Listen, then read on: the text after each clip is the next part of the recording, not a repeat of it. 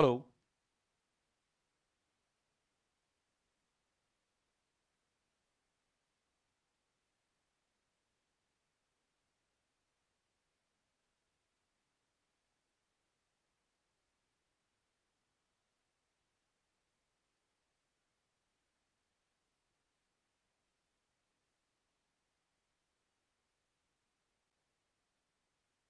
Hello.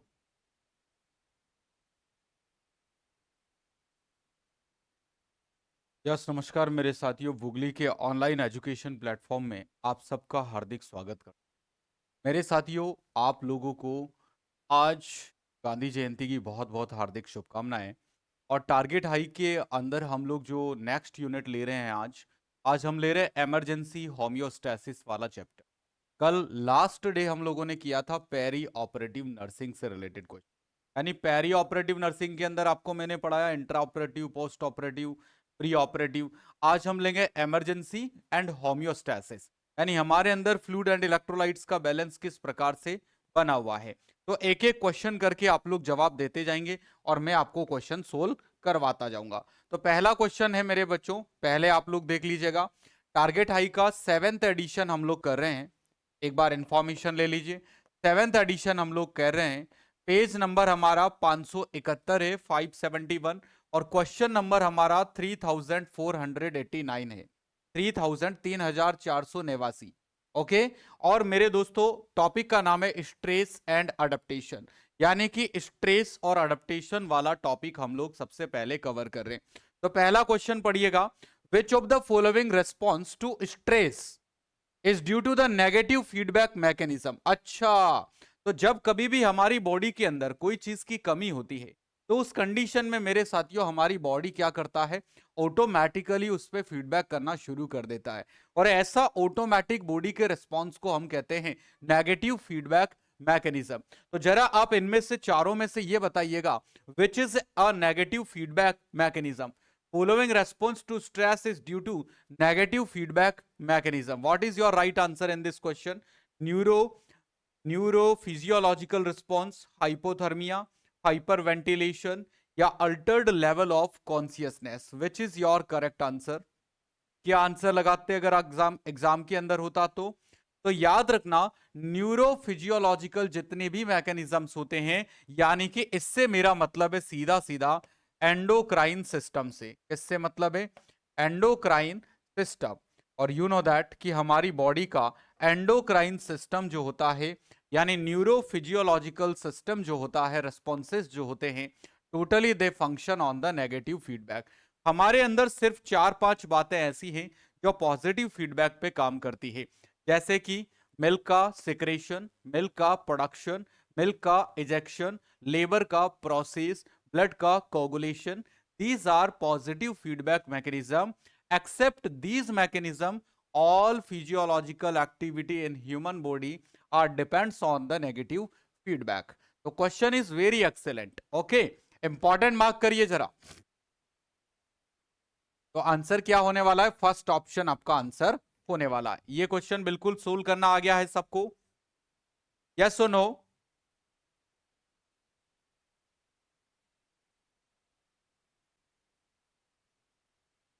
आ गया ना? शाबाश, गुड मॉर्निंग। नेक्स्ट देखिएगा। An adolescent boy who is shifting to a different school expresses anxiety over changing his school.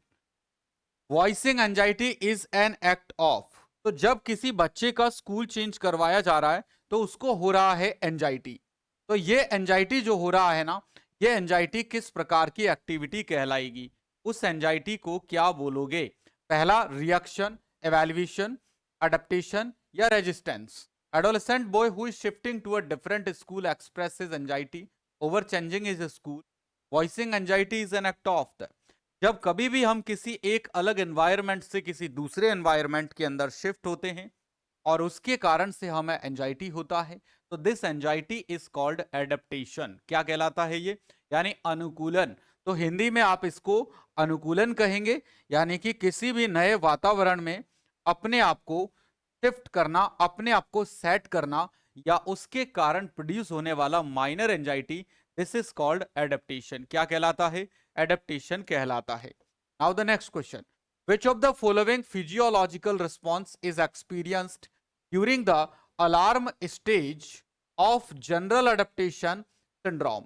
यानी GAS का जो फर्स्ट स्टेज होता है अलार्म स्टेज, इस अलार्म स्टेज में कौन सा फिजियोलॉजिकल रिस्पॉन्स बॉडी करता है? पहला दिया ऑप्शन, आंसर करिएगा। पहला ऑप्शन है decrease blood pressure, vasodilation, decrease mental alertness, initiation of neuro endocrine activity. तो माय डियर स्टूडेंट, जब कभी भी हम लोगों को कोई स्ट्रेस आता है, कोई एंजाइटी आता है, तो सबसे पहले हमारी बॉडी क्या करता है? न्यूरो एंडोक्राइन सिस्टम को एक्टिवेट करता है और हार्मोनल लेवल बढ़ने लगता है। तो हमारी बॉडी के अंदर हार्मोन्स का लेवल बढ़ना, यही अलार्म स्टेज होता है। यानी बॉडी का कलर, जो फेस का कलर है वो लाल हो जाना, एकदम आपका चेहरा अग्रेसिव दिखाई देना। और बहुत सारे लोग जो हैं, मेरे बच्चों, आपको पता है कि जब कभी भी कुत्ता पीछे पड़ जाता है तो उस सिचुएशन में एक माइनर स्ट्रेस आता है और उस कंडीशन में स्टीरॉइड्स का लेवल बढ़ता है, तो हमारी एड्रीनल ग्लैंड की एक्टिविटी सबसे पहले बढ़ती है। एड्रीनल ग्लैंड का एक्टिविटी बढ़ता है। इट मींस आंसर क्या होगा? Initiation of the neuro endocrine activity. तो जब कभी भी किसी को जनरल अडेप्टेशन सिंड्रोम की बात करेंगे, अलार्म स्टेज में न्यूरो एंडोक्राइन एक्टिविटीज का लेवल बढ़ जाता है। Do you understand everyone? Now the next question, which of the following nursing diagnosis in an NGS patient may require a short term pharmacological therapy? कौन सा nursing diagnosis यहां पर ऐसा दिया हुआ है एंजाइटी वाले पेशेंट्स के अंदर, जिसके अंदर शॉर्ट टर्म फार्माकोलॉजिकल थेरेपी की आवश्यकता होती है? क्या defensive कॉपिंग, disturbed sleep pattern, disturbed thought process या एम्बीवैलेंस? तो listen carefully one by one. Defensive कॉपिंग mechanisms के लिए कोई फार्माकोलॉजिकल या कोई टैबलेट की जरूरत नहीं है। कॉपिंग मैकेनिज्म्स जो होते हैं, हम लोगों को स्ट्रेसफुल सिचुएशंस में एडजस्ट करने के लिए ये स्टेबल बनाते हैं, तो इसके अंदर कोई भी मेडिसिन की आवश्यकता नहीं होती है। डिस्टर्ब्ड स्लीप पैटर्न के केस में हम स्लीप पिल्स लेते हैं, इसकी आवश्यकता होती है। तो हम उस कंडीशन में स्लीप पिल्स का यूज करते हैं, नींद की गोली का यूज करते हैं, पेशेंट को देते हैं। डिस्टर्ब्ड थॉट प्रोसेस के लिए कोई मेडिसिन की जरूरत नहीं है। एम्बिवैलेंस यानी कि जब कोई दो ऐसे सिचुएशन आपके सामने हो और you are not able to get a good decision for you, this problem is called ambivalence. Okay, तो ambivalence what you means? Ambivalence is a situation in which you can't able to get a good decision for you. Do you understand? But there is not required any pharmacological therapy. So only the right option is option number B. Very excellent. Next question का जवाब दीजिए जरा। अगला question आपके सामने है, cortisol जो कि एक steroid hormone, involve in all of the following biological function except. तो जरा यहां पर निकाल के बताइएगा कि कोर्टिसोल के क्या क्या फंक्शंस होते हैं। और ये तो क्वेश्चन आपको हर किसी को आता होगा, कोई भी इसे रॉन्ग ना करे। कोर्टिसोल जो कि एक स्टेरॉइड हार्मोन है, यानी कि हमारी बॉडी में एड्रीनल कोर्टेक्स जो होता है ना, ये एड्रीनल कोर्टेक्स, इसके अंदर 3 टाइप की सेल होती है, zona glomerulosa, zona fasciculata, zona reticularis. Zona glomerulosa cell और जोना फैसिकुलेटा और जोना रेटिकुलरिस, तो ये हमारे अंदर ग्लूकोकॉर्टिको, ये हमारे अंदर एल्डोस्टेरोन का सिक्रेशन करती है, ये हमारे ग्लूकोकॉर्टिकोइड का सिक्रेशन करती है, यानी कोर्टिसोल का सिक्रेशन करती है। Do you understand? फैसिकुलेटा। तो कोर्टिसोल एक स्टेरॉइड हार्मोन है, क्या काम नहीं करता है? पहला, इम्यून सप्रेशन के लिए हम स्टेरॉइड में यूज करते हैं। जब कभी भी ग्राफ्टिंग किसी को करते हैं ना, तो उस समय हमें इम्यूनो सप्रेशन करना पड़ता है, और इम्यून सप्रेशन के लिए कोर्टिसोल का यूज होता है। हाइपरग्लाइसीमिया करता है, यानी कि कोर्टिसोल फाइट फ्लाइट फियर वाली सिचुएशन, यानी स्ट्रेसफुल सिचुएशंस के अंदर बॉडी में ग्लूकोज के लेवल को बढ़ाता है। डू यू अंडरस्टैंड ना? नेक्स्ट देखो, increase inflammatory response. Inflammatory response को क्या ये बढ़ाता है? नहीं मेरे दोस्तों, इन्फ्लामेटरी रेस्पॉन्स को कम करता है। यानी कि कोर्टिसोल एंटी इन्फ्लामेटरी होता है। कैसा होता है बेटा? एंटी इंफ्लामेटरी एक्शन होता है कोर्टिसोल का। ओके, और लाइपोलाइसिस तो ये करता है, इससे ग्लूकोज बढ़ेगा। तो क्या नहीं होता है इंफ्लामेटरी रेस्पॉन्स को ये इंक्रीज नहीं करेगा। तो सबको क्लियर हुआ कि नहीं हुआ कि कोर्टिसोल क्या नहीं करेगा? एंटी हिस्टामिन होता है, मास्ट सेल सप्रेशन करता है, एंटी इंफ्लामेटरी होता है, हाइपरग्लाइसीमिया करता है, इम्यूनो सप्रेशन करता है, एंटी एलर्जिक होता है, बट इंफ्लामेटरी रिएक्शंस को इंक्रीज नहीं करता है, डिक्रीज करता है। Crystal clear, very excellent. Now the next question, अगले क्वेश्चन का जवाब दीजिएगा। विच of the following brain area is affected by the stress hormone cortisol and result in the impaired memory function? यानी कोर्टिसोल ब्रेन के ऐसे कौन से हिस्से को अफेक्ट करता है जिससे कि व्यक्ति का मेमोरी अफेक्ट हो जाता है? Put your answer. हिप्पोकैम्पस दिया, पैराइटल, हाइपोथैलेमस या फ्रंटल? हर लक्ष्य हासिल हो ना पाई, कदम मिला कर चल, मंजिल तेरे पग कल।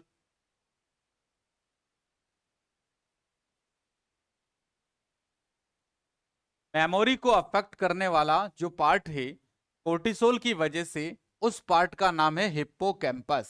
याद रख लोगे, hippocampus. Okay, next question. Which of the following hormone increase from the hypothalamus stimulate the anterior pituitary to release the adrenocorticotropic hormone? यानी कि हाइपोथैलेमस से रिलीजिंग और इनहिबिटिंग दो टाइप के हार्मोन रिलीज होते हैं। तो सीआरएच रिलीज होता है, ये एंटीरियर पिट्यूटरी पे काम करता है, यानी कोर्टिकोट्रोफिन रिलीजिंग हार्मोन, और इसके कारण एड्रेनोकोर्टिकोट्रोफिक हार्मोन रिलीज होता है, और ये जाके एड्रीनल कोर्टेक्स पे काम करते हैं, और एड्रीनल कोर्टेक्स से फिर रिलीज होते हैं मेरे दोस्तों GSM, glucocorticoid, sex hormone and mineralocorticoid. तो कैसे हमारा नेगेटिव फीडबैक चल रहा है? तो सिंपली वी नो दैट कि hypothalamus releases two variety of the hormone, one are the releasing hormone and second are the inhibiting hormone.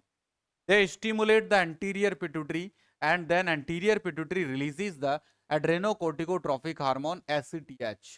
ACTH go there and stimulate adrenal cortex, and finally the level of GSM in blood will be increased. So question is asking about you that which of the following hormone secreted from hypothalamus that stimulate to the anterior pituitary to secrete the adrenocorticotropic hormone? तो एड्रेनोकोर्टिकोट्रोफिक hormone के ACTH के secretion को बढ़ाने वाले hormone को कहते हैं CRH, कोर्टिकोट्रोफिन releasing hormone. क्या बोला जाता है? Corticotrophin releasing hormone. Everyone understood? Now the next question. All of the following manifestation में be effect of excessive stress, excessive cortisol और कुशिंग सिंड्रोम। तो आपको यहां पर फॉलोइंग मैनिफेस्टेशन में be the effect of excessive stress, excessive cortisol और Cushing syndrome, moon face, hypoglycaemia, diminished inflammatory response, none of the above. What is your right answer in this question? Following manifestation may be effect of excessive cortisol level, Cushing syndrome, Cushing disorder, moon phase, hypoglycemia, diminished inflammatory response. Question is totally wrong. ये question proper correct नहीं है। Listen carefully. यानी कि जब stress आया और stress में क्या हुआ, कोर्टिसोल का लेवल बढ़ा, और कोर्टिसोल का लेवल बढ़ने से क्या होता है? कुशिंग डिजीज होती है। Do you understand? और कुशिंग डिजीज के अंदर शुगर लेवल बढ़ जाता है, इंक्रीज ग्लूकोज, हाइपरग्लाइसीमिया रहता है पेशेंट को, और हाइपरग्लाइसीमिया की वजह से क्या होता है? हाइपरग्लाइसीमिया, इसके अंदर ये जो फैट बनता है ये हमारे सुप्राक्लेविकुलर एरिया पे डिपॉजिट होना शुरू कर देता है, यानी कि मून फेस हो जाता है। कैसा हो जाएगा? मून फेस और ट्रंकल ओबेसिटी और सुप्राक्लेविकुलर फेट डिपोजिशन। ओके, तो ट्रंकल ओबेसिटी, सुप्राक्लेविकुलर एरिया पर फेट का डिपोजिशन, मून का फेस होना, तो मून फेस होगा। Okay, then diminish inflammatory responses cortisol की वजह से होगा। None of the above, none of the above नहीं होगा, और हाइपोग्लाइसीमिया नहीं होगा। तो हमारा आंसर यहां पर ये क्वेश्चन रोंग है मेरे दोस्तों। यहां पर आपको ऐड करना पड़ेगा एक्सेप्ट।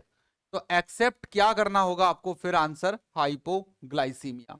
तो क्वेश्चन में करेक्शन करना है आपको, थोड़ा बहुत बात समझ में आया, इसमें करेक्शन करना होगा, तब जाके ये क्वेश्चन एक्यूरेसी पे पहुंच पाएगा। कर लिया या नहीं किया? करेक्ट कर लिया ना इस क्वेश्चन को? Okay, next. Which of the following substance is released in response to the alarm reaction and promote the sense of well-being? Alarm reaction में कौन से टाइप का सब्सटेंस रिलीज होता है और ये हमें सेंस ऑफ वेलबींग का एहसास करवाता है, यानी कि स्ट्रेस से रिलीज करवाता है, स्ट्रेस को रिलीज करवाता है, नॉर्मल फील करवाता है। इस सब्सटेंस का क्या नाम होता है? शाबाश, इसका नाम होता है एंडोर्फिन। तो जब कभी भी स्ट्रेसफुल सिचुएशंस आती हैं, अलार्मिंग सिचुएशन आती है, body releases then after the endorphin and we now again the cool down. Do you understand the level of endorphin, यानी कि stress release of stress is depends on the release of endorphin. Clear हो गया? तो endorphin क्या करता है, वापस से स्ट्रेस में से नॉर्मल लेके आता है। A client say that she is having the vague mind, कह रहा है दिमाग में गंदे थॉट आते हैं, फालतू की बातें आती है, अनईजी फीलिंग आती है of dread and had a raised heart rate, और हार्ट रेट बढ़ जाती है। Which nursing diagnosis is appropriate for treating the patient? इस पेशेंट को ट्रीट करने के लिए आप कौन सा डायग्नोसिस बनाओगे? एंगर, फियर, एंजाइटी या होपलेस? क्या डायग्नोस करेंगे आप इसके अंदर? सिचुएशन को फिर से सुन लीजिएगा। एक व्यक्ति जिसको कि माइंड में फालतू के विचार आते हैं, अननेसेसरी विचार आते हैं, अनईजी फील होने लग जाता है, डर लगता है और हार्ट रेट बढ़ जाती है, इसे क्या डायग्नोस करोगे आप? क्या इसको डर कहोगे, फियर कहोगे, एंगर कहोगे, एंजाइटी कहोगे, होपलेस कहोगे? This is the hopeless anxiety. क्या है ये? एंजाइटी है, not the hopelessness. Don't worry. Okay, आज बहुत प्रैक्टिकल लाइफ के क्वेश्चन आ रहे हैं मेरे बच्चों, तो आपको पता है ये क्या होगा? अरे इसको बोलते हैं एंजाइटी। एंजाइटी के अंदर ऐसा होता है। नेक्स्ट क्वेश्चन करिएगा जरा। What is the role of anti diuretic hormone यानी कि ADH when released in the alarm stage of generalised anxiety syndrome? ADH क्या काम करेगा? यानी कि ओवरऑल आपसे पूछ रहा हूं कि एडीएच का फंक्शन आपको बताना है। जरा ढूंढ लो फंक्शन एडीएच का। बहुत सिंपल क्वेश्चन है यार। कि ADH anti diuretic hormone vasopressin क्या करता है? इसको एंटी डायूरेटिक इसीलिए बोला जाता है क्योंकि ये फ्लूइड का रिटेंशन करता है, और वो दे रखा है आपको फर्स्ट ऑप्शन में ही कि enhance the fluid retention by the reabsorption of the water, यानी वाटर का रीअब्जॉर्प्शन करेगा। क्लियर है? नाउ द नेक्स्ट क्वेश्चन देखिए। Adult women father has passed away, यानी कि एक महिला है, अडल्ट है, उसके फादर चले गए, एंड मॉम नीड फिजिकल और emotional help due to disability, और मदर को भी डिसेबिलिटी है। Apart from working full time in a workshop, the women also caring for 2 school going children, all the factor referred are known as. अब यहां बड़ी घुमाने वाली सिचुएशन यहां पर है। क्या कह रहे हैं कि एक वुमेन है, उसके फादर चल बसे, माँ जो है उसको भी डिसेबिलिटी है, इसलिए माँ को भी फिजिकल और इमोशनल सपोर्ट की आवश्यकता होती है। इस वुमेन के 2 बच्चे हैं, 2 स्कूल गोइंग बच्चे हैं, इन दोनों की भी जिम्मेदारी है, और ये फुल टाइम जॉब करती है। बताइए ये सारे फैक्टर्स को क्या बोलोगे आप? इन सारे फैक्टर्स को मेरे बच्चों स्ट्रेसर बोला जाएगा। क्या बोला जाएगा? स्ट्रेसर बोला जाएगा। अरे बात समझ में आया कि नहीं आया? एक बार I want your reply for this question. इस क्वेश्चन के लिए मुझे हाँ या ना, हाँ या ना, बिल्कुल परफेक्ट है क्या? और जितनी क्लासेस मैंने टारगेट की आपको करवा दी हैं, क्या आपको उससे वाकई बेनिफिट हो रहा है गाइस?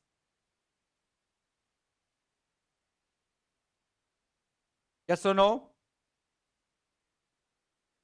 और नाइट वाला जो सेशन है वो तो गलती से भी मिस मत करना आप लोग। क्लियर है? Next, vasoconstrictor should not be used. Vasoconstrictor दवा कब यूज नहीं करते? न्यूरोजेनिक शॉक में, हेमरेजिक शॉक में, सेकेंडरी शॉक में, हाइपोटेंशन में, या स्पाइनल एनेस्थीसिया में? इसमें यूज नहीं करते vasoconstrictor should not be used in case of the neurogenic shock, haemorrhagic shock, secondary shock और हाइपोटेंशन। इसमें वेजोकंस्ट्रिक्टर्स यूज नहीं की जाती है।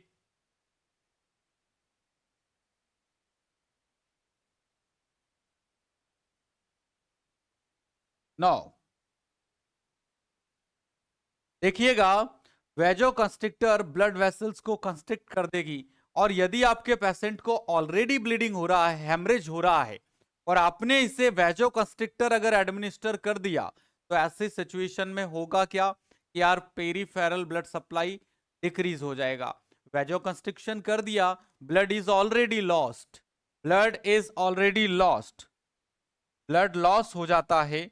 तो ब्लड लॉस के केस में मेरे बच्चों वेजोकंस्ट्रिक्टर कभी भी नहीं देते हैं। Why? Because they decrease peripheral supply, और पेरिफेरल के साथ ब्रेन का सप्लाई इसकी कारण कम हो जाएगा। So avoid the vasoconstrictor in case of haemorrhagic shock. इस शॉक में नहीं देना है, हेमरेजिक शॉक में वेजोकंस्ट्रिक्टर्स नहीं दी जाती है। नाउ इन द शोक प्राइमरली देयर इज, मेनली शोक के अंदर प्राइमरली प्रॉब्लम क्या आता है? पहला बताइए, मेटाबॉलिक वेस्ट का अकुमुलेशन हो जाता है, poor perfusion of tissue, decrease cardiac contraction, या skeletal muscle become fatigue. What will happen in case of the shock? Shock में क्या होता है गाइस, जरा आंसर करिएगा। शॉक का डेफिनेशन का क्वेश्चन है, मतलब काफी पॉपुलर क्वेश्चन है। Decreased peripheral tissue perfusion, this is the shock. तो शॉक हकीकत में है क्या? पेरिफेरल टिश्यू परफ्यूजन का डिक्रीज होना ही तो शॉक होता है। पुअर टिश्यू परफ्यूजन, यानी कि option number 2। Clear? Now the next question, अगला क्वेश्चन सोल्व करिएगा। Shock resulting from severe allergic reaction, severe allergic reaction की वजह से जो शॉक होता है उसे क्या बोला जाता है? काफी सिंपल क्वेश्चन है आप सबके लिए। यानी कि सेप्टिक शॉक हमेशा ब्लड इंफेक्शन की वजह से होने वाला शॉक, यस और नो? एनाफाइलेक्टिक शॉक जो एलर्जी की वजह से हो रहा है, न्यूरोजेनिक शॉक जो सिंपैथेटिक नर्वस सिस्टम यदि कट हो जाए तो एक साथ बॉडी में वेजोडाइलेशन हो जाता है। न्यूरोजेनिक को लेकर के एक्सप्लेनेशन सुनिएगा। हमारी बॉडी के अंदर sympathetic nervous system blood vessels को कंस्ट्रिक्ट करता है, यानी सप्लाई को मेंटेन करके रखता है। यदि अगर सिंपैथेटिक फेल हो जाए तो एक साथ जनरलाइज्ड बॉडी में वेजोडाइलेशन होगा और पेशेंट शॉक में चला जाएगा। तो जनरलाइज्ड वेजोडाइलेशन एंड शॉक की वजह से होता है न्यूरोजेनिक शॉक। तो न्यूरोजेनिक शॉक का कारण क्या है? Due to the failure of sympathetic nervous system. Traumatic shock यानी कि इंजरी की वजह से ब्लीडिंग हो जाए, और दिस इज द ट्रॉमेटिक। तो कह रहा है सीवियर एलर्जिक रिएक्शन से, तो आंसर क्या हुआ आपका? बी ऑप्शन हो गया। Now the next question guys, shock due to overwhelming infection, infection की वजह से कौन सा शॉक होता है? इज वेरी सिंपल, अभी अभी हम लोगों ने डिस्कस किया कि यार एलर्जी से हुआ तो एनाफाइलेक्टिक, हार्ट फेल होने से हुआ तो कार्डियोजेनिक, और न्यूरोजेनिक यानी सिंपैथेटिक नर्वस सिस्टम से। तो ये हो गया एलर्जी से, ये हो गया हार्ट फेल से, और ये हो गया सिंपैथेटिक नर्वस सिस्टम के फेल होने से, और ये हो गया इन्फेक्शन की वजह से। तो हमसे कह रहा है इन्फेक्शन की वजह से होने वाला शॉक तो सेप्टिक शॉक कहलाएगा। क्या कहलाएगा? सेप्टिक शॉक, यानी option number 2, option number 4। Do you understand guys? Now the next question, shock due to spinal cord injury, spinal cord injury से कौन सा शॉक होगा? स्पाइनल कोड इंजरी के कारण कौन सा शॉक होने वाला है? और काफी रिलेटेड क्वेश्चन है, काफी ज्यादा सिंपल क्वेश्चन है, काफी रिलेट कर रहा है। गुड, तो क्या आंसर होगा? Neurogenic shock. नेक्स्ट बताइएगा, after falling from 10 feet ladder, 10 feet की सीढ़ी से ये गिर गया है।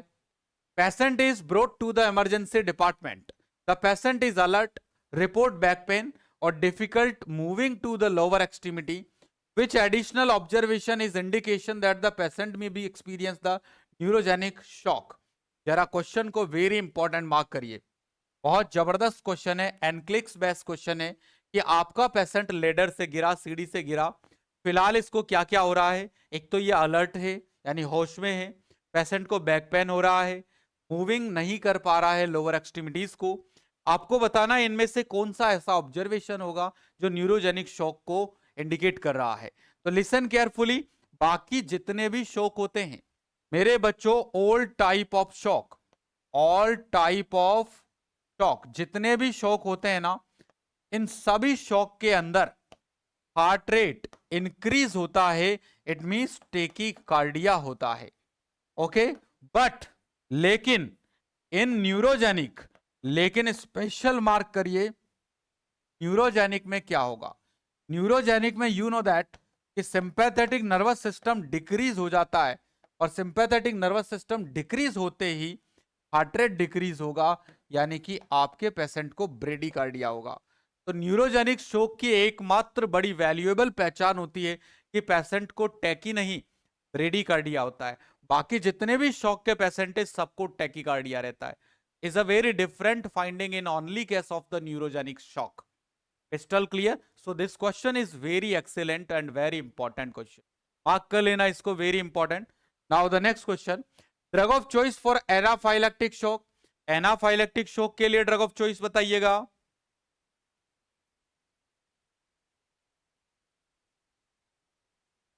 विच is the drug of choice for anaphylactic? और सब लोग जानते होंगे एड्रीनलिन। नेक्स्ट क्वेश्चन बताइएगा, important nursing responsibility during anaphylactic reaction. कोई भी एनाफाइलेक्टिक रिएक्शन अगर किसी को हो जाए तो बहुत ही महत्वपूर्ण रिस्पॉन्सिबिलिटी क्या होती है हमारी?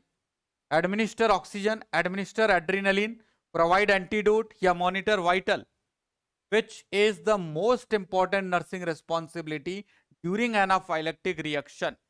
एनाफाइलेक्टिक रिएक्शन के टाइम पर, शॉक नहीं हुआ, रिएक्शन ओनली, एनाफाइलेक्टिक रिएक्शन में very important is that administer the oxygen. देखिए मेरे बच्चों, दो बातें, सिर्फ यदि आपसे कहें रिएक्शन, तो reaction, anaphylactic reaction can be manage by anti histamine. किससे मैनेज हो जाएगी?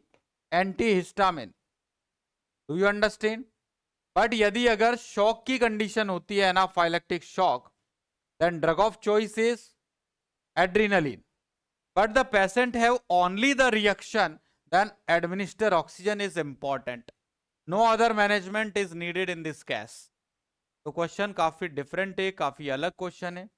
Next, mediator of anaphylactic shock. Anaphylactic shock का मीडिएटर आपको बताना है, histamine, cytokine, dopamine, adrenaline.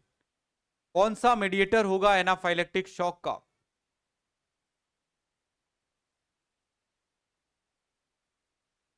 Very good, तो हिस्टामिन। मोस्ट इंपॉर्टेंट, अगला क्वेश्चन करो, most important nursing intervention in a client who is experiencing the anaphylactic reaction following the antibiotic administration.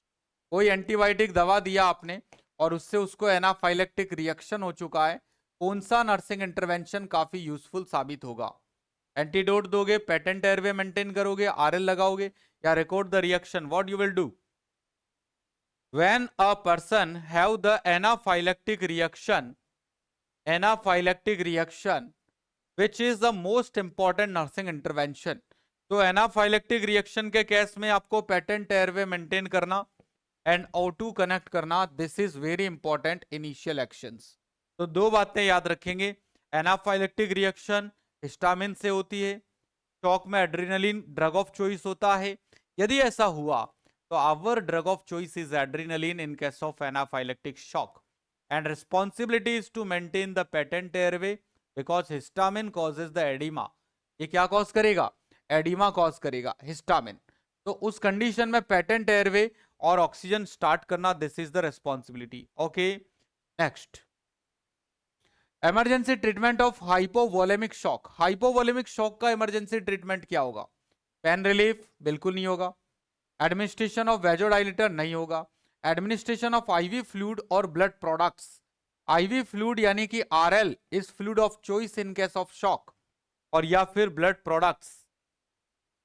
Position given to client experiencing shock, इसका जवाब सब लोग दीजिएगा। Shock के patient के लिए बेस्ट पोजीशन कौन सा होता है, फाउलर, टेंडलबर्च, प्रोन या supine? Which is the best position for the shock patient? Shock के जो पेशेंट्स होते हैं इनको किस पोजीशन में रखोगे? ट्रेंडलबर्च में रखोगे टू मेंटेन, पर्पस क्या होगा? To maintain cerebral perfusion. Cerebral perfusion को मेंटेन करने के पर्पस से हम ऐसा करते हैं। क्लियर हो गया? Next, which among the following is present in the pathophysiology of septic shock? Septic shock की पैथोफिजियोलॉजी में क्या क्या होगा?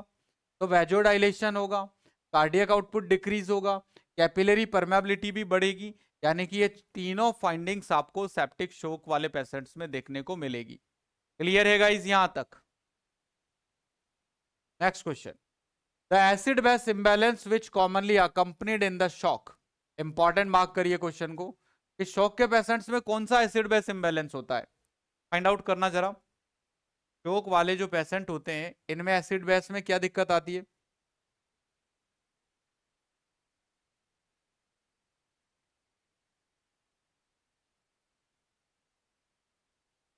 क्या होता है?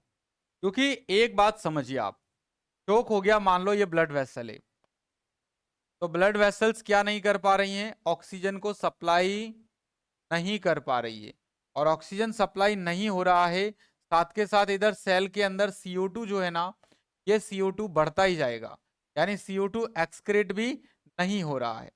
और यदि अगर सेल में से CO2 एक्सक्रीट नहीं होगा तो उस कंडीशन में इसका मेटाबॉलिक प्रोडक्ट जो है, वेस्ट जो है, वो बढ़ता जाएगा बॉडी के अंदर, यानी कि ब्लड में से, सेल में से CO2 रिलीज नहीं हो रहा है, तो मींस क्या होगा? मेटाबॉलिक एसिडोसिस वाली प्रॉब्लम होती है।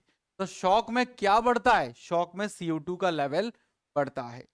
मेटाबॉलिक एसिडोसिस होता है तो कंपेंसेशन के लिए रेस्पिरेटरी अल्केलोसिस। ठीक है, मैंने बहुत बार आपको पूरा एसिड बेस पढ़ा रखा है यूट्यूब पर, आप जरा से उसको एक बार पूरा सीखना, आपकी जिंदगी बन जाएगी मेरे बच्चों। अगर मेरे एसिड बेस के 2-3 क्लासेस मैंने लिए रखे हैं, अगर आपको मिल जाए यूट्यूब में ही तो जरूर से अटेंड कर लेना, आपकी लाइफ बन जाएगी। ठीक है मोतीलाल, इतना नॉलेज कहाँ से आएगा सर, थोड़ा हमको ठीक बताइएगा। मेरे अंदर कहाँ नॉलेज है रे बेटा, कुछ नहीं जानता, मैं तो बहुत मूर्ख हूँ, मैं एकदम बेवकूफ हूँ। बस मैं तो आपकी सेवा कर रहा हूँ, कुछ थोड़ा बहुत आता जाता है मुझे, कुछ आता जाता नहीं है। ठीक है ना, दिमाग से पैदल हूँ मैं तो, पढ़ने से आएगा बाकी। इतना सा मुझे पता है कि थोड़ा पढ़ाई वढ़ाई करोगे तो माइंड इम्प्रूव हो जाएगा, और सेशंस जो मैं पढ़ा रहा हूँ ये काफ़ी नॉलेज बढ़ाएंगे आपकी। ठीक है ना, तो आप ये ध्यान रखो कि जब कभी भी किसी भी क्लाइंट को शॉक होता है तो शॉक में CO2 एक्सक्रीट नहीं हो पाता है। CO2 का एक्सक्रीट नहीं हो पाना, this is the main problem. और CO2 is a acidic nature. क्या है CO2? एसिडिक नेचर का है, तो मींस मेटाबॉलिक एसिडोसिस जो है क्लाइंट को हो जाएगा। Do you understand? Next question करिएगा, true about the shock. Shock के बारे में कौन कौन से स्टेटमेंट्स करेक्ट हैं? आपके साथ पढ़ते हैं तो सर सब आता है। अच्छा, वेरी गुड। तो शॉक के बारे में true statement, in early stage cardiac output and BP are maintain. बिल्कुल सही बात है, शुरुआती स्टेज पे तो बीपी भी मेंटेन रहता है, कार्डियक आउटपुट भी मेंटेन रहता है। Perfusion to the cell is inadequate to supply oxygen और न्यूट्रिएंट। बिल्कुल सही बात है, परफ्यूजन इनएडिक्वेट हो जाता है। Activation of sympathetic nervous system, ये भी हो जाता है, यानी सिंपैथेटिक नर्वस सिस्टम का एक्टिवेशन होता है, राम मैकेनिज्म का एक्टिवेशन होता है जब भी शॉक में कोई क्लाइंट जाता है। तो all of the above are the correct statements. Do you understand guys? तो ये क्वेश्चन आपका एक वेरी इंपॉर्टेंट क्वेश्चन है, और आज के जितने भी टॉपिक्स हैं आपको पता है, होम्योस्टेसिस के टॉपिक है, इमरजेंसी नर्सिंग के टॉपिक है, और आपके आज के जो टॉपिक्स हैं उसके अंदर आपको पता है कि होम्योस्टेसिस, इमरजेंसी और इसी तरह के टॉपिक्स हम लोग आज पढ़ रहे हैं। तो आज के जितने भी क्वेश्चन होंगे ना वो सारे सर्जरी से रिलेटेड क्वेश्चन होंगे, होम्योस्टेसिस से रिलेटेड होंगे, इमरजेंसी से रिलेटेड होंगे। They are asked frequently in exams. तो शॉक में क्या क्या होता है? आउटपुट जो है वो शुरुआत में मेंटेन रहता है, देन परफ्यूजन इनएडिक्वेट हो जाता है और सिंपैथेटिक एक्टिवेट हो जाता है। Next, which among the following parameter need to monitor in a client at a risk of for the shock? तो जिसको शॉक का रिस्क होता है, लग रहा है कि ये शॉक में जा सकता है, कौन सा पैरामीटर इसमें मॉनिटर करना चाहिए? शॉक की रिस्क वाले पेशेंट्स में इनमें से कौन सा पैरामीटर मॉनिटर किया जाना चाहिए? Is a very simple question. जो लोग आंसर चूज कर रहे हैं ना ब्लड प्रेशर, उनको एक और मैं चांस दे रहा हूं, चेंज कर लो अपना आंसर। ब्लड प्रेशर आंसर नहीं है, ब्लड प्रेशर नहीं है। यानी सबसे पहले हमें क्या चेक करना है? पल्स। क्या चेक करना होगा guys? Pulse. Okay, next, systolic BP is cardiac shock. Cardiac shock में सिस्टोलिक बीपी कितने से कम रह जाएगा? 60, 70, 80, 90। और काफी सिंपल एंड पॉपुलर क्वेश्चन है। कार्डियोजेनिक शॉक में सिस्टोलिक बीपी कितने से कम रह जाता है?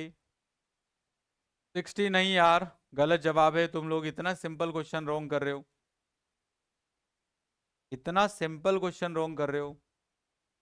भाई बीपी होता है 120/80 और सिस्टोलिक का 90 से कम रह जाना शॉक होता है। 60 पे तो बहुत कम हो जाएगा, ठीक है, 90 से कम हो जाना शॉक कहलाएगा। तो यहां पर D option is right answer. Mahadev क्या कह रहे हो? गुरुदेव जी, आपके नॉलेज का अगर इंडिया से भी अगर थोड़ा सा भी हमें आ जाए तो हम लोगों का उद्धार हो जाए। अरे महादेव बेटा, मैंने क्या बोला? कोई नॉलेज वॉलेज नहीं है मेरे को, और कुछ ज्यादा खास नहीं आता है। तुम लोगों को ज्यादा आता है मुझसे, तो आप लोगों को ज्यादा आता है बेटा। आप लोग बहुत पढ़ते हो, मैं तो पढ़ाई थोड़ी करता हूँ, बस मैं तो आप लोगों को सिखाने आ जाता हूँ। टाइप ऑफ शोक सीन इन द बर्न। अच्छा, बर्न के पेशेंट में कौन सा शोक होता है यार? बर्न में क्या होता है? फ्लूइड जल जाता है। क्या हो जाता है? फ्लूइड जल जाएगा। और फ्लूइड जल जाएगा तो क्या होगा? फ्लूइड जल जाएगा तो वॉल्यूम कम हो जाएगा, यानी कि हाइपोवोलेमिक शॉक हो जाएगा। क्या हो जाएगा बच्चों? Hypovolemic shock. नेक्स्ट सवाल, in stage 3 hypovolaemic shock the patient will have blood loss. अब शॉक की स्टेज 1, स्टेज 2 और स्टेज 3, तो आपको बताना है कि स्टेज 3 वाली जो कंडीशन होती है, इसमें कितना परसेंट ब्लड लॉस हो जाता है, जब जाके अपन इसको कहते हैं। तो अगर मान लो सिर्फ 10 से 15% ब्लड लॉस हुआ, 15 से 20 हुआ, और 20 से 30% हो गया, या 30% से ज्यादा लॉस हो गया, तो मेरे बच्चों ऐसी स्थिति को हम कह देते 30-40% लॉस हो जाए, तो उस कंडीशन को हम कहते हैं स्टेज 3 वाला shock. Do you understand? Next, mister Babita. अरे बबीता आ गई तो फिर जेठालाल क्यों नहीं आया? अगला क्वेश्चन जेठालाल का ही होगा। Is the emergency room after being involve in the traffic accident what would be in early stage of haemorrhagic shock? तो ट्रैफिक एक्सीडेंट में ये बबीता जी जो हैं वो भिड़ गई हैं, तो आपको बताना है अर्ली साइन क्या होगा हेमरेजिक शॉक का। हेमरेजिक शॉक का अर्ली साइन, तो आपको क्या सिखा रखा है मैंने? सबसे अर्ली स्टेज में जब कभी भी शॉक का पेशेंट हमारे पास आएगा, तो सबसे पहली स्टेज में हम उसका पल्स लेंगे। क्या लेंगे? पल्स। और पल्स से हमें क्या पता चलेगा? उसका हार्ट रेट। तो पल्स की जगह यहां क्या दिया हुआ है? बीपी से बात नहीं बनेगी, पेलोर से नहीं बनेगी, increase heart rate. Do you understand? तो आपको क्या सिखाया हमने कि यार हर एक शॉक के पेशेंट के अंदर हार्ट रेट बढ़ती है, सिर्फ और सिर्फ न्यूरोजेनिक शॉक वाले पेशेंट को हार्ट रेट कम होती है। यानी कि हर एक शॉक के पेशेंट में टैकीकार्डिया होगा, सिर्फ और सिर्फ न्यूरोजेनिक वालों को ब्रेडिकार्डिया होगा। और ब्रेडिकार्डिया क्यों होगा न्यूरोजेनिक वालों को? क्योंकि उसके अंदर सिंपैथेटिक नर्वस सिस्टम का टोन लॉस हो जाता है, और सिंपैथेटिक जैसे ही कट होता है हार्ट रेट घटने लगेगा, यानी ब्रेडिकार्डिया होगा। क्लियर है सबको? एवरीवन अंडरस्टूड ना? यहां तक मुझे रिप्लाई करिए I want your response, then उसके बाद आगे बढ़ेंगे। क्रिस्टल क्लियर है? शाबाश, एक्सीलेंट। तो चलिए नेक्स्ट क्वेश्चन का आंसर पुट करिए। Which among the following is the management modality for cardiogenic shock? Cardiogenic shock का मैनेजमेंट आपको बताना होगा। क्या करते हैं? Dobutamine, dobutamine to increase the heart rate, heart pumping capacity. बिल्कुल सही बात है, क्योंकि डोब्यूटामिन क्या होती है? डोब्यूटामिन पॉजिटिव आइनोट्रोपिक दवा होती है मेरे बच्चों। पॉजिटिव आइनोट्रोपिक दवा डोब्यूटामिन को कार्डियोजेनिक शॉक के लिए यूज किया जाता है। क्यों यूज करते हैं? Because it is the positive inotropic. और पॉजिटिव आइनोट्रोपिक क्या करती है? आपको कल रात को सेशन जो पढ़ाया था उसके अंदर हमने हार्ट के एक्शन पढ़ाए थे। जो अपनी रात वाला सेशन चल रहा है उसके अंदर आपको मैंने ये क्वेश्चन पढ़ाया था। तो कहा था कि इंक्रीज फोर्स ऑफ कॉन्ट्रैक्शन। तो हार्ट फेल वाले पेशेंट्स को या तो डिजिटॉक्सिन देते हैं, डिजिटैलिस दिया जाता है, या डोब्यूटामिन दिया जाता है। तो डोब्यूटामिन इज पॉजिटिव आइनोट्रोपिक और क्या कर देगा? इंक्रीज करेगा हार्ट रेट को, हार्ट पंपिंग कैपेसिटी को। तो option number A is your correct answer. Clear हो गया कि नहीं हुआ? Next, client is experiencing tachycardia, decrease blood pressure, weak thready pulse और cool skin. Assessment found crackle और टैकिपनिया। These manifestation suggest. अगर पेशेंट का बीपी डिक्रीज हो गया हो तो बिना दिमाग लगाए आंख बंद करके कार्डियोजेनिक शॉक लगा देना। BP decrease, week thready pulse, cool skin, मतलब पेशेंट को हो चुका है कार्डियोजेनिक शॉक। क्या हो गया है? Cardiogenic shock. Positive inotropic drug increase heart rate and increase pumping action. Heart rate नहीं बढ़ाती है बेटा। पॉजिटिव आइनोट्रोपिक दवा कभी भी हार्ट रेट को नहीं बढ़ाती है। पॉजिटिव आइनोट्रोपिक दवा फोर्स ऑफ कॉन्ट्रैक्शन को बढ़ाती है। पॉजिटिव क्रोनोट्रोपिक दवा होती तो हार्ट रेट बढ़ाती, और ऐसी कोई दवा हमारे पास नहीं अवेलेबल है। ओके, क्लियर है? चलिए शाबाश, नेक्स्ट क्वेश्चन करिए। Which among the following client is at the risk for developing the cardiogenic shock? इनमें से किस पेशेंट को कार्डियोजेनिक शॉक हो सकता है? पहला दे रखा है acute myocardial disease infarction, coronary artery disease, pulmonary oedema या माइक्रोवेस्कुलर थ्रोम्बाई। इनमें से कौन से पेशेंट्स को कार्डियोजेनिक शॉक होता है? सेशंस, नाइट सेशन टाइम, सुबह का टाइम 9 AM है। देखो मेरी सारी एक्टिविटी बता देता हूं आपको। सुबह 9 AM मेरी क्लास होती है, देन उसके बाद रात को 10 PM क्लास होती है, रात को 9 PM आपका टेस्ट होता है। ठीक है बेटा, ये मेरी यूट्यूब क्लासेस बता रहा हूं, बैच की नहीं बता रहा हूं, ऐप की, यूट्यूब की। ये सुबह वाली, ये रात वाली। इस टाइम पे टेस्ट होता है आपका मिशन अभ्यास रोजाना का। उसके बाद आपको इनकी PDF ये आपको मिलती है अपने टेलीग्राम वाले चैनल पर। जो आपका टेलीग्राम में ग्रुप बना रखा है ना मैंने सबका, उसमें PDF डलती है रोजाना इनकी। ठीक है, टेस्ट आपको पता चली गया गूगली ऐप में। गूगली ऐप में आपका टेस्ट होता है। ये सारी एक्टिविटीज है जो फिलहाल मैं आपके लिए एफर्ट डाल रहा हूं ना मेरे बच्चों, ये सब एक्टिविटीज है। क्लियर हो गया? Sir please clear my doubt. Now I am in BSc nursing 6 semester. तो सर जो स्टूडेंट 8 सेमेस्टर में होंगे वो नॉर्सेट को फॉर्म फिल कर सकते हैं या नहीं? नहीं कर सकते।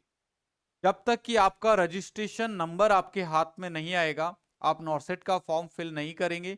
लेकिन सबसे बेहतरीन ये काम आपको करना है कि आपको आजकल ये समझ होनी चाहिए कि कंपटीशन जो है वो बहुत हाई है। अगर आप 6 सेमेस्टर से प्रिपरेशन स्टार्ट करते हो तो 6, 7 और 8 आपकी तैयारी लगभग इतनी परफेक्ट हो जाएगी कि जिस दिन आपका आपका रजिस्ट्रेशन आपके हाथ में आएगा और फर्स्ट एग्जाम फिल करोगे आप एक ही झटके में उस एग्जाम को निकाल देंगे। तो टिल योर रजिस्ट्रेशन आप एग्जाम फॉर्म तो फिल नहीं कर सकते बट तैयारी कर सकते हो। क्लियर है बेटा बंटी? अच्छा, beauty with brain, beauty with brain, beauty और ब्रेन दोनों चीज है आप में, बहुत बढ़िया है, एक्सीलेंट। अगला महादेव क्या कह रहे हो? गुरुदेव जी अगर सिलेक्शन होगा तो आपसे मिलने आऊंगा। मिलने तो आपको वैसे भी आना है, और जॉब लग के अगर आओगे तो आपका बहुत स्वागत करूंगा। फिर मैं अपने हाथों से माला पहनाऊंगा, आपको गले लगाऊंगा, और आपको बहुत दुलार करूंगा, और आपको फिर खुशी खुशी आपकी जॉब पे, नौकरी पे भेज दूंगा, क्योंकि आप तो वुगली के स्टार बन जाओगे भैया। और जितने भी वुगली के स्टार हैं वो मेरे लिए बहुत सम्माननीय है। गूगली में 10 क्वेश्चन वाला। यस सर, पीएचडी का एंट्रेंस एग्जाम का फॉर्म कब आएगा? इसका तो आपको नेट पे पता करना पड़ेगा बेटा। नेट पे सर्च डाल दो PhD in nursing entrance form, तो एम्स का अलग आता है, बाकी यूनिवर्सिटीज का अलग आता है, इसके अंदर अलग अलग फॉर्म्स आते हैं। ओके, क्लियर है आप सबको? चलो, तो एक्यूट मायोकार्डियल इन्फाक्शन वाले लोगों को हार्ट कार्डियोजेनिक शोक जो है वो होने के चांसेस सबसे ज्यादा होता है। क्लियर है? यस नंदिनी, तुम भी आ जाना। ठीक है, जॉब लगो जल्दी जल्दी, ताकि जल्दी जल्दी तुम लोगों को आने का मौका मिले। Earliest sign of cardiogenic shock. Cardiogenic shock का फिर से आपसे अर्लीस्ट साइन पूछ रहा हूं, तो अब आपको बार बार एक ही क्वेश्चन आ रहा है, तो बताइएगा क्या अर्लीस्ट साइन होता है कार्डियोजेनिक शॉक का? क्या आंसर लगाओगे?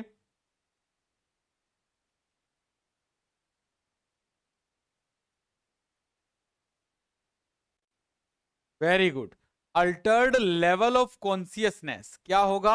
अल्टर्ड लेवल ऑफ कॉन्सियसनेस, यानी कि B option is your answer.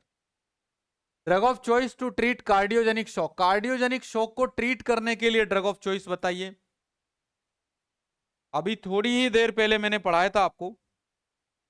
एक तो मैंने आपको सिखा रखा है डिजॉक्सिन, एक आपको डोब्यूटामिन, और एक आपको सिखा रहा हूं डोपामिन। ये तीनों दवाइयां पॉजिटिव आइनोट्रॉपिक दवाइयां होती है, और जो पॉजिटिव आइनो होती हैं ये फोर्स ऑफ कॉन्ट्रैक्शन को बढ़ाती है, यानी कि ब्लड को पंप करती है, ब्लड के पंपिंग को इंक्रीज करती है। तो dopamine is drug of choice for the cardiogenic shock. Is the diagnostic और monitoring the tool for determining the severity of shock state. Shock की स्टेट को डिटरमाइन करने के लिए सबसे ज्यादा बेस्ट तरीका क्या होगा? सीवीपी लाइन, इंडवेलिंग कैथेटर, या आईएबीपी, या फिर पल्मोनरी आर्टरी कैथेटर? कौन सा टाइप का मेथड जो होगा वो शोक को डायग्नोस करने के लिए और मॉनिटर करने के लिए आइडियली इस्तेमाल किया जाता है? तो कौन सा इस्तेमाल होगा बेटा? Pulmonary artery catheter. कौन सा? Pulmonary artery catheter. Adequacy of fluid replacement in the hypovolemic shock can be assessed through। Fluid replacement किसके बेस पर करते हो? कैसे पता लगाओगे आप फ्लूइड का स्टेटस? तो fluid replacement is based on, किसके बेसिस पर फ्लूइड रिप्लेसमेंट डिसाइड होता है? शोक का best indicator urine output. Very excellent, ये option is your answer. Next, the nurse suspect that patient is in the shock after the craniotomy, which would be the appropriate nursing action. अगर आपका patient शोक में है तो आपका appropriate action क्या होना चाहिए? आपको पता चला कि पेशेंट जो है वो शोक में चला गया, क्रेनियोटॉमी हुआ था, तो डेफिनेटली न्यूरोजेनिक शोक होगा।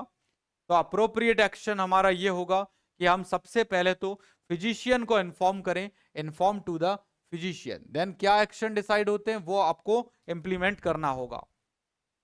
All the following effect on the body are mediated by the release of histamine during anaphylactic shock except। histamine क्या क्या करेगा बॉडी में? कंस्ट्रिक्शन ऑफ एयरवे, वेजोडाइलेशन करेगा, डिक्रीज कैपिलरी परमेबिलिटी, परमेबिलिटी को इंक्रीज करेगा ना कि डिक्रीज। Do you understand? ये काम नहीं करेगा। Then decrease heart rate, heart rate को डिक्रीज करेगा क्या? तो क्या नहीं करेगा? Effect of histamine mediated by release of histamine during anaphylactic shock, तो ये हार्ट रेट को भी डिक्रीज करेगा, वेजोडाइलेशन करेगा, एयरवे को कंस्ट्रिक्ट करेगा, लेकिन ये कैपिलरी परमेबिलिटी को डिक्रीज नहीं इंक्रीज करता है। तो आपका एक्सेप्ट था, इसलिए answer is your option number C. Clear है? नेक्स्ट, इंट्रामस्कुलर एड्रेनालिन और epinephrine administered to treat anaphylactic reaction, which of the following effect does epinephrine have on the body? Epinephrine का क्या इफेक्ट होता है बॉडी में? जब किसी शौक के क्लाइंट को हम इपिनेफ्रिन लगाते हैं तो क्या होगा? सुनील राजपूत, सर जी आरआरबी का एग्जाम हिंदी मीडियम में आता है या इंग्लिश में? दोनों मीडियम में आता है। गुरुदेव जी, मैं आपको बोला हूं, आप आओगे क्या हमारे होम? बिल्कुल आऊंगा बेटा। आप जॉब लग जाओगे और आप बुलाओगे तो आपका बिल्कुल सम्मान करूंगा। निश्चिंत रहो आप जॉब लग जाओ, जॉब लगते ही आप मुझे इनविटेशन भेज देना, कॉल कर देना। मैं श्योर कोशिश करूंगा, पूरा प्रयास करूंगा कि मैं आपसे मिलने जरूर आऊंगा। ओके। आरआरबी एग्जाम का डेट जो है बेटा जनवरी के आसपास आएगा।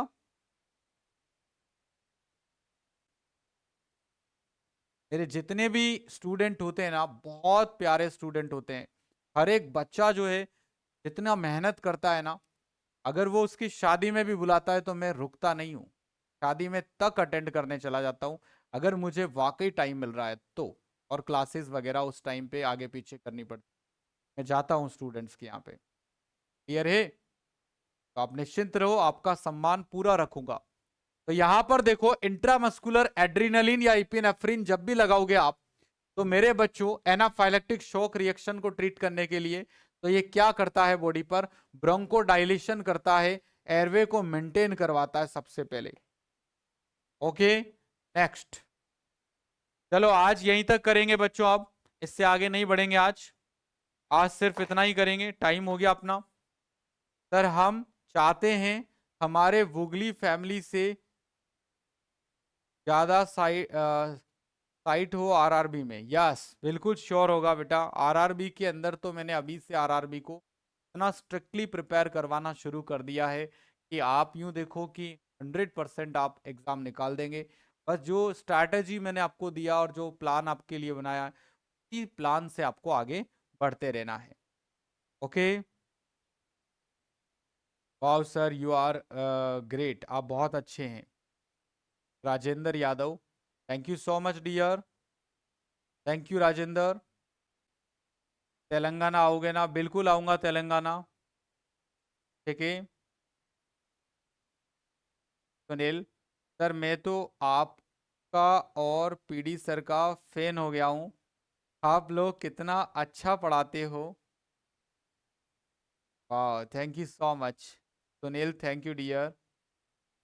फार्मेकोलॉजी एक फिर से बता दीजिए। कौन सी फार्मेकोलॉजी बेटा? कमेंट कर देना वीडियो पे, मैं कमेंट का रिप्लाई कर दूंगा, ठीक है ना? World's best teacher, thank you so much dear student. चलिएगा, आज के लिए अपन इतना ही करेंगे। थैंक यू सो मच, आप सबका बहुत धन्यवाद।